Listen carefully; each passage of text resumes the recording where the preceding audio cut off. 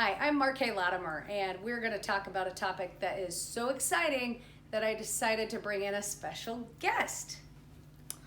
Hello, my name is Kylan, and this is my mom. Beautiful. So, Kylan, do you know what an economic indicator is? No clue. No clue. All right. So an economic indicator is a piece of data that shows the health of the economy. Now, this is a macroeconomic number. Do you know what macro means? Yeah, macro is big, right? So we're looking at the entire economy. And these numbers are used to interpret whether or not we have good investment opportunities. So they look at the current and future investment opportunities in the market in general. Now, the most popular indicators come from the government, nonprofit organizations, and even universities, which you will be heading off to all too soon. So there are three types of economic indicators, and the first is leading, the second is lagging, and then the third is called coincident.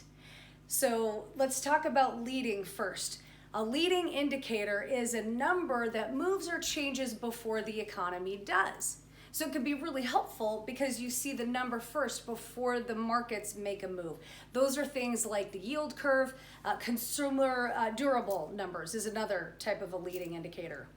The second one is lagging. Do you know what that is? Is that kind of like what video games do when there's little to no internet? Absolutely. I love that. That was actually really good. So yeah, a lagging indicator is something that happens after an event. So your slow video game dilemma when your internet is slow. It's actually a perfect example.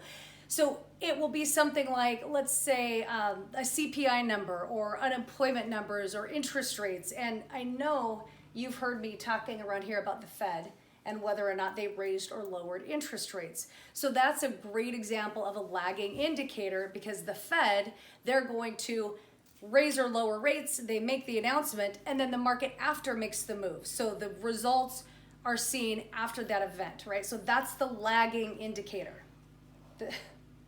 Am I keeping you awake? Sorry, I'm just gonna go get some snacks real quick. You keep doing that. Okay, sorry. So the third one is called coincident, and that has to do with the current economy, right? So it's just the current condition of our economy. Numbers like, welcome back, GDP, employment levels, and retail sales numbers.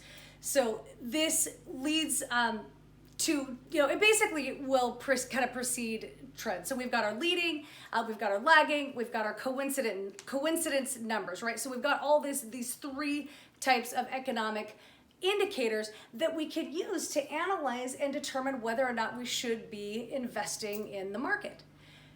But here's the problem. Well, kind of a problem. If the economy is good, the markets tend to be good. The problem comes that the economy can be good and we still can have bearish or bad markets. And the reverse can be true. The economic numbers may not be great, but then the markets can still be good. So they're not always moving hand in hand.